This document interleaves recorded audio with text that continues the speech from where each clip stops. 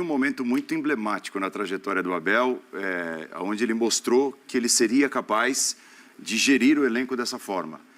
Vocês se lembram, na primeira etapa da volta do Dudu, que o Dudu era quase sempre substituído? Sim. E algumas vezes ele saía demonstrando estar contrariado, né? Ia ali para o banco, meio cara feia e tal, e a gente pensava, vai começar um negócio aí que pode ser ruim, porque ídolo, do jeito que é, com o tamanho que tem o Dudu, né? Se começar a bater de frente, aquela coisa, o técnico vai perder o elenco e tal. Muito pelo contrário, ele tomou as rédeas daquilo, continuou usando o Dudu da mesma forma, e o Dudu jogou bola demais. Mas ele mudou o status, né? Porque era o Dudu protagonista e passou a ser um Dudu coletivo. Então, tudo bem. Só que isso é inimaginável. Então, só que metaforicamente era um Dudu que era a estrela que brilhava e principalmente no título com o Filipão, quase sozinha. 2018. Ele, entre aspas, apaga um brilho da estrela que passa a ser mais útil e que ganha coisas na sua carreira que são muito mais brilhantes do que o seu brilho individual antes do Abel chegar. Quem é mais estrela? É muito dedo do técnico. Qual é a maior estrela do Palmeiras hoje? Mas eu sou técnico. É o treinador. É o treinador. Mas eu acho até que o caso do Dudu, ele é muito específico, porque foi o único caso, Paulo, que talvez você tenha chegado num limite. Foi o único caso que eu sei que houve, de alguma maneira, uma intervenção por parte da diretoria. Porque o Dudu chegou a cogitar sair do Palmeiras, a ir embora definitivamente. Com o Cuca também. Porque ele não estava... Hã? Com o Cuca também. Sim, mas... A proposta da China. não, mas ali era uma outra coisa. Ainda não era grande do... E não tinha nada a ver com o Palmeiras, quer dizer, houve de fato essa... E o Dudu falou pra gente aqui, não isso, tá? Não foi isso que ele disse, até para não colocar palavras na boca dele, mas eu tenho essa informação de que o Dudu chega a cogitar e que a diretoria, na época o Gagliotti, né, fala com o Abel, explica da importância da idolatria. E aí eu acho que houve uma estima recíproca, de um para outro e de outro para um. Quer dizer, o reconhecimento sobre as qualidades, reciprocamente. Então eu acho que tanto o Dudu percebeu o quanto o Abel era bom e importante e tudo mais. E isso o Dudu falou aqui, ele falou, cara, eu não gostava mesmo, não gostava do que eu tinha que fazer, do que era... Porque com o Filipão, se você for lembrar... É o jogo sem a bola. Era absolutamente assim, era bola no Dudu. Sim. E de fato dava certo. Eram dois times, um no Brasileiro, um na Libertadores, ele jogava em ambos, era o único. Então, assim, era o único. É isso. E o Dudu reconheceu os méritos e todas as qualidades indiscutíveis que a gente vê jogo após jogo do Abel e vice-versa. Eu acho que aí o Abel também começou a perceber no Dudu e ter um Dudu diferente, mais aplicado para o time, mas que ainda assim, tecnicamente, mas a diretoria ajudou, era o melhor jogador do Palmeiras. A diretoria ajudou, né? Ajudou nesse Aí caso, a força ajudou. da instituição. É É o que eu estou isso, falando do isso, Flamengo. É isso. O O que respaldo. precisa mudar? É a força da instituição. Chega ali, o dirigente, o cara, opa, chegou o cara ali que é o presidente do clube, chegou o diretor de futebol, né? A camisa é pesada, tem não sei quantos milhões ali que torcem por mim, os caras estão na arquibancada, tá todo mundo correndo para me ajudar. Baixar a bola e ouvir o técnico. Mas é um caso raro no futebol, não é só no Brasil não, mas eu vou falar do Brasil só. Na dividida, qualquer jogador do Palmeiras com o treinador, dá o treinador. Mas ele que trabalhou para isso. né? Isso hoje, Ganhar né? esse peso. A ponto de hoje não ter mais E o dividido. clube ajudou. Não tem mais dividido. Porque os caras sabem que não tem dividido. Nem sai para dividir. Sim. Mas ele trabalhou, mas ele é algo que ficou enorme. Sim, não, é verdade. Ninguém tá a 5 degraus do treinador. Não adianta, pô. O cara, tipo, o título brasileiro agora sobra para ele, na conta dele, cai muito na conta dele. No momento em que ele perde o Dudu, o Endrick, boa parte do Brasileirão estava numa fase ruim, até Libertadores na desclassificação. Sim. Era uma dificuldade. O Endrick vem na fase final e aí sim ele explode. Ele tira o Rony, tira o Arthur, ele perde o Dudu. Você fala, onde ele vai buscar? Se a gente dizia aqui que ele só tinha 11, onde ele vai buscar? Ele traz o Breno Lopes de volta, né? Que é um cara de título de Libertadores. Muda o sistema tático para 3 zagueiros. Mas tecnicamente é pior que os caras que saíram. Então, mas E o time melhora. Mas é incrível. Então, o incrível é isso. Isso é futebol, É um controle coletivo. absurdo da parte tática, Entendeu da parte o momento. técnica, da parte psicológica. E De um o elenco que muda. E o elenco fala assim, vamos acreditar que dá certo. Isso Então, muito difícil, mas eles acreditam. Um elenco acreditar mas no é esse treinador ponto que eu queria desse tocar, nível. Calçade, porque o que para mim, o que mais não sei se dá para dizer que me surpreende, mas assim, o que mais me impressiona é o fato de que esse respeito, esse aceitar um banco de reservas, ele não tem a ver com o tamanho do treinador, embora você tenha toda a razão, porque o tamanho do Abel hoje é muito maior do que o tamanho de qualquer jogador. Tem a ver, e eu digo isso tendo entrevistado quase que o time titular inteiro do Palmeiras nessa mesa aqui do Linha de Passe. Do Linha de Passe, que é a mesma mesa, que é o Bola da É a mesma mesa? Não é a mesma mesa. Está na hora de liberar uma verbinha. Outra mesa. Mesma mesa não, mesmo lugar. Mesmo estúdio. É o mesmo set. Precisamos cobrar Mesmo um set. aluguel. E assim, Na mesma mesa eu ia comprar é um negocinho do Mickey impressionante Mouse. a verdadeira estima que os caras têm pelo Questão de treinador. convencimento e de eles... Assim, o jogador de futebol hoje, acho que até mais do que em outra época, eles são convencidos não através só das palavras, mas através do que eles enxergam. Constatação. Então quando eles veem que aquilo que o dá técnico certo. está falando dá certo e vai fazer bem para eles, como atletas, como profissionais, vai fazê-los ganhar mais dinheiro, ter mais prestígio, conquistar mais títulos, todo mundo se convence e a coisa anda. E aí quando você vê o clube trabalhando da presidência para a diretoria de futebol, para a comissão técnica, para o elenco, trabalhando de uma forma muito linear, as coisas funcionam. Então, nesse caso, não é necessário ter o melhor time para ser o melhor time. O Palmeiras não tem o melhor time, mas o Palmeiras é o melhor time, porque ele O aqui trabalha Veiga melhor. falou meio que isso. E acho que assim, era É isso. difícil demais. Os caras admiravam. Sabe? O Luan sentou aqui e falou, eu não cogitava ser técnico de futebol. E essa, para mim, talvez tenha sido a frase mais forte de todos os caras elogiando o Abel. Ele falou, eu passei a me interessar pela profissão de técnico e quero ser técnico de futebol quando eu parar de jogar por causa do Abel, por causa do trabalho do Abel. O Luan que foi para o banco também, Sim. com o Murilo. Tem dois pontos o aí Murilo que chegou. a gente não pode deixar passar. Primeiro é que o Palmeiras tem a estrutura profissional mais bem montada do futebol brasileiro no departamento de futebol, onde quase todos são bem amadores, mas num nível de amadorismo mais baixo e perverso. São nos outros clubes. Dos outros clubes, Ah. quase todos. 90%. É amador. Perto do Palmeiras, eles são todos amadores. Quase todos. Não todos, mas... Pega, Corinthians. É um negócio... Era o departamento de futebol profissional, era a coisa mais amadora que havia no clube. A ponto, Aí- Calçade, do gerente de futebol de base do Palmeiras recusar três Exatamente, propostas três. para virar executivo do profissional do Corinthians. Aí tem uma eleição e a promessa é que vai profissionalizar. E continua num nível amador, assim, mais baixo nível. Então, era só discurso, eles não sabem nem organizar a coisa. Então, aí o Palmeiras ganha muito nisso, na estrutura, que não é barata, hein? É cara, mas dá resultado. Porque não é só o treinador. O treinador, ele é a ponta de um processo maravilhoso, porque ele é muito bom. Mas ele é muito bom porque a estrutura também é muito boa. Sim. Ele muito bom numa estrutura podre, ele não ia trabalhar, ele já teria ido embora há muito tempo. O outro ponto é, a gente fala do elenco que não é do mesmo nível, no caso do Flamengo, a gente pode botar Atlético Mineiro nessa conversa, em termos de grupo de jogadores, mas não há nenhum outro treinador e outro clube que consiga tirar dos seus jogadores 60 jogos com a intensidade do Palmeiras, sem alterar a equipe do jeito que os outros alteram, sem ter a capacidade de alterar, né? É impressionante, é basicamente aquele grupo para campo, 60 jogos e é igual. E igual num nível altíssimo, nível numa alto. intensidade, numa Isso- entrega Isso é invejável. absurdo, isso é invejável. Quem conseguir será aplaudido, ninguém conseguiu. E até para a gente entrar especificamente no que está acontecendo nesse momento, dentro de campo, outro mérito do Abel é esse, parecer entender exatamente quando o jogador deve receber as oportunidades, né?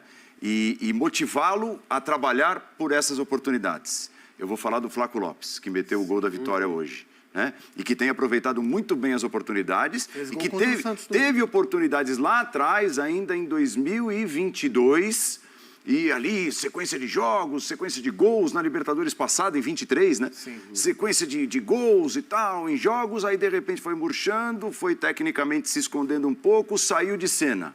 Mas saiu de cena? O Palmeiras desperdiçou o atleta? Não, o atleta estava ali. E parece o Inclusive, ano de 24, o início do ano de 24, inclusive, esse ano o River apontar para tentou contratá-lo. um Flaco Lopes diferente, pois é. O Palmeiras não liberou para o River. O River queria contratá-lo agora, o Palmeiras não liberou. né? E o Abel gosta muito do Flaco Lopes, não só na função de centroavante, né? O Abel costuma dizer que gosta de usar o Flaco Lopes, por vezes, por trás, como um ponta de lança. Quando contratou o Flaco Lopes, acho que ainda né? A contratação mais cara da história do Palmeiras. 50 milhões por 60%. Quando trouxe do Lanús, ele era uma promessa, ganhando... Jogava bem na Argentina. Muito bem. Era um centroavante com característica que lembrava, assim, em termos de movimentação, tá? Não de qualidade. O que o Pedro faz no Flamengo, em termos de tipo de jogador. Mas veio aqui e encontrou dificuldade. E eu também não sei dizer se esses gols, se a atuação contra o Santos, o gol de centroavante, o golaço de cabeça que ele fez hoje, se isso será suficiente para que a gente veja o Flaco Lopes se reconduzindo. Mas, dado o histórico do Abel de conseguir extrair dos jogadores quando a gente não esperava mais, como o Breno Lopes, como o Marcos Rocha de zagueiro, como o Richard Rios, que começou bem, sumiu, voltou e jogou bem, como o Gabriel Menino, que começou bem, sumiu e voltou e jogou bem, acho que dentro de todo esse histórico, a gente tem esperança que isso aconteça. E dentro do perfil de elenco que o Palmeiras tem, acho que o Flaco Lopes é um cara que pode ser útil. Mas é por isso que o futebol brasileiro vende os garotos e contrata os jogadores de 30, 35 anos. Porque são caras que vêm prontos, mas não vêm com uma capacidade de jogar a quantidade de jogos que a gente tem na intensidade que a gente precisa. Mas são caras prontos. Aí a gente vende para quem tem a paciência de trabalhar os jovens. E um dia vai dar certo. Os nossos aqui precisam dar certo para ontem.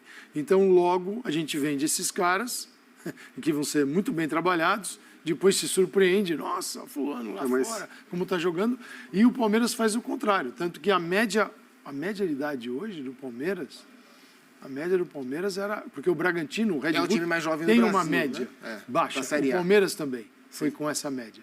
Muito baixa. O Palmeiras hoje jogou mais baixo, mais jovem que o Bragantino. Motivos óbvios. Porque estava jogando Naves, Fabinho. Era o time reserva. Mas era inteiro reserva. Agora, qual é o time que vem com jovens, reservas e mostra essa organização? Então, mas eu acho que tem uma coisa aí importante que primeiro, assim, o Abel, ele parece, até porque ele desde que chegou, acho que fez uma leitura muito boa de como funciona o futebol brasileiro. E fez críticas muito duras em relação ao futebol brasileiro. Muita gente se sentiu ofendida porque ele é um estrangeiro. Então, aí eu acho que também tem aquele olhar de quem é esse gringo que chega assim falando do nosso futebol. Mas, assim, 80%, 90% das críticas que ele faz e ainda faz ao futebol brasileiro são absolutamente pertinentes. São problemas meio óbvios até, e que ele fala. E aí muita gente se incomoda com isso. Por entender quais são os problemas do futebol brasileiro e como as coisas funcionam, eu acho que ele também, às vezes, fala, cara, esse jogador aqui, eu não vou colocar ele em campo, pode ser consciente, pode não ser consciente, mas assim, eu não vou colocar ele em campo por 6, 7 jogos. E aí, você tem, de repente, jogadores que desaparecem, que parecem completamente esquecidos pelo Abel e pela sua comissão técnica. Mas aí, para surpresa de muita gente, 2 meses depois, o cara volta num outro nível. Então, acho que o Zupac citou vários desses jogadores. Essa prática de, às vezes, afastar um pouco o cara num momento de turbulência, para permitir também que o cara passe a ter uma tranquilidade e possa voltar num outro momento, tem dado certo. Agora, se o Lopes vai ser ou não solução, eu não sei. Como disse o Zupac, não são 2 jogos e 2 gols na sequência que indicam isso. O que eu sei é que, pelo elenco que o Palmeiras tem hoje no seu setor ofensivo, ele vai ser absolutamente necessário. Ele precisa praticamente... Especialmente depois que o Henrique for embora, né? Porque ele vai ter que jogar mais mesmo. Eu acho que ele vai ser útil.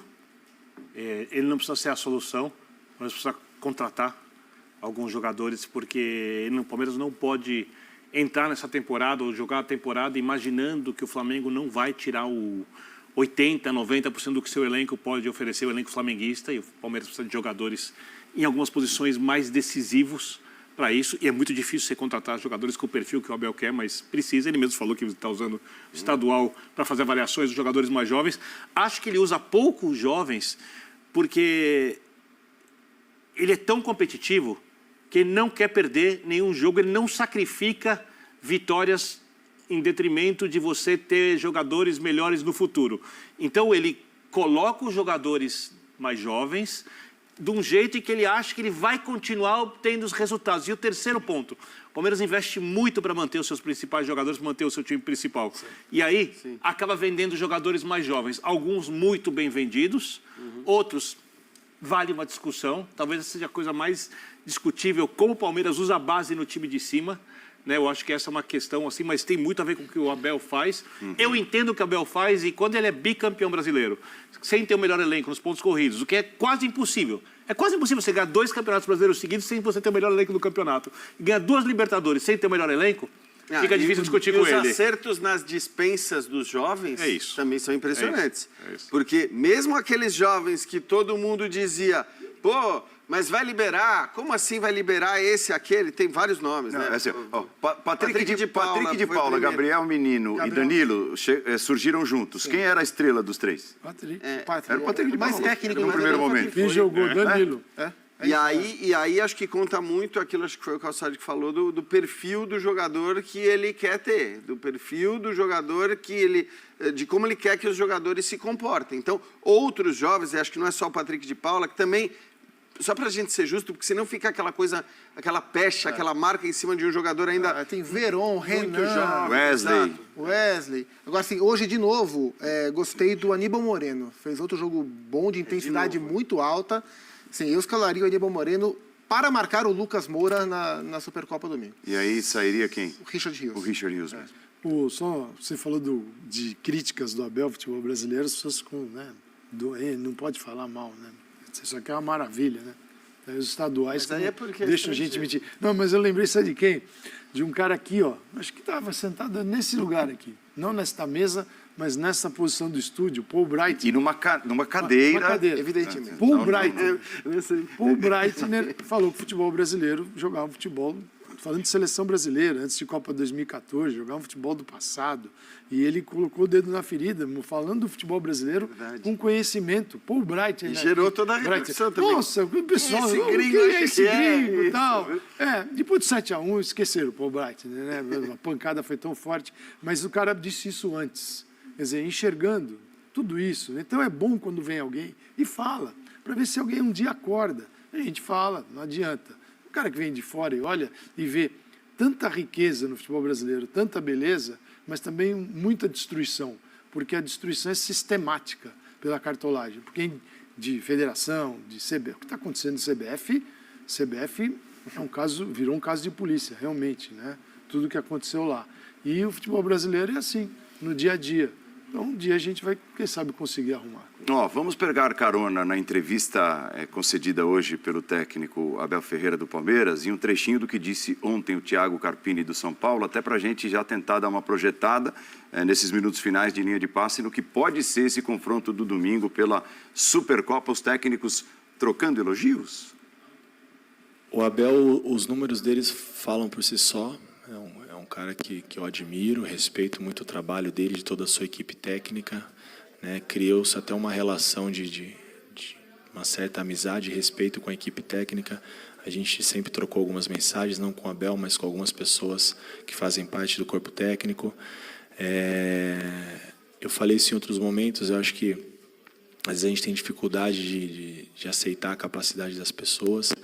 Eu acho que ele quebrou alguns paradigmas, né, pelo fato de ser estrangeiro. Eu acho que a gente tem que parar com isso, se é o estrangeiro, se é o brasileiro. As pessoas são competentes, elas vão se estabelecendo, a oportunidade para todos, e ele aproveitou as oportunidades e vem sendo um cara vitorioso. Não tenho dúvida que vai ser uma partida muito difícil. Tenho que ter muito cuidado com aquilo que eu vou dizer. Ele conhece mais aquilo que eu faço do que eu a ele. Ele conhece, eu sei. Acho que é um jovem treinador com muita capacidade. Sim, ligamos não diretamente comigo, mas com um elemento da nossa comissão. Mas não quero estar a abrir muito o jogo, não vou falar muito sobre isso. Domingo estamos ali os dois para ajudar os nossos clubes, não sou eu contra ninguém, é o Palmeiras contra o São Paulo, como sempre foi. Muito bem, então, o Thiago Carpini, muito lúcido, né, elogiando o Abel, e o Abel sincero também, dizendo, e obviamente o Carpini também conhece melhor o Abel do que o Abel o Carpini, porque o Carpini é um fenômeno mais recente. Muito simples. Se quem quiser agitar, pode agitar, mas a explicação é simples e tranquila. O Abel estuda os adversários, todas as ações dos adversários. Então, todo treinador tem um perfil. Se você estudar, você sabe o perfil de alteração, como ele se manifesta e que soluções ele encontra para determinadas situações. Você, ao conhecer os treinadores e estudá-los, você sabe o perfil deles. O Carpini não é um treinador que estava na pauta de confrontos do Abel. Logo, ele não conhece o Abel. A base de dados é mais... Claro, E no São Paulo, a base de dados é de 3 jogos. Em contrapartida, o Carpini, especialmente para disputar as finais do Campeonato Paulista pelo Água Santa, deve ter se debruçado demais em cima do Palmeiras. E ele venceu o jogo da final. É o primeiro jogo da final, o Carpini venceu, né? E o próprio Carpini fala, olha, agora eu vou ter um outro tipo de material humano. Assim, enfrentei o Abel pela Inter de Limeira, ganhei. Enfrentei o Abel pelo Santo André, perdi. Enfrentei o Abel pelo Água Santa, ganhei e perdi. Mas a minha realidade era outra. Agora ele tem material humano para jogar e ganhar. E esses confrontos... O São Paulo tem todas as condições de ganhar do Palmeiras. Será frequente. Não é favorito e não dá para saber se vai. Mas que o São Paulo tem todas as condições de jogar melhor e vencer o Palmeiras no domingo, pela maneira que as coisas estão acontecendo no São Paulo, isso para mim está bem claro. Eu acho que o ponto mais vulnerável do São Paulo, pelos jogos do estadual até o momento, é a marcação da jogada aérea de bola parada, que é o ponto forte do Palmeiras. Fortíssimo. Então, o São Paulo errou em todos os jogos, tomou gol assim, inclusive, contra o Santo André, em jogadas de bola parada. Errou contra o Corinthians no primeiro tempo, também. Sempre acontece pelo menos um lance, que alguém aparece livre para cabecear. Contra o Palmeiras. Contra o Corinthians assim também. Tomou contra o Corinthians assim também. Não foi uma bola sobrou, a cabeçada direto, né? Mas tem razão, perdeu mais uma bola por cima. É uma coisa séria para o São Paulo resolver contra o Palmeiras. O Palmeiras é muito forte nesse lance. Eu acho que tem uma coisa que é muito diferente da final. Nós falando de um técnico com 11 finais e 7 títulos, o Abel, contra um técnico com uma decisão na carreira só. O São Paulo fez uma aposta num técnico jovem, pela situação do São Paulo hoje. O Palmeiras tem um técnico que era uma aposta quando chegou, mesmo com rodagem europeia, pequena, mas com rodagem europeia, já com alguma experiência. E agora é um técnico muito estabelecido.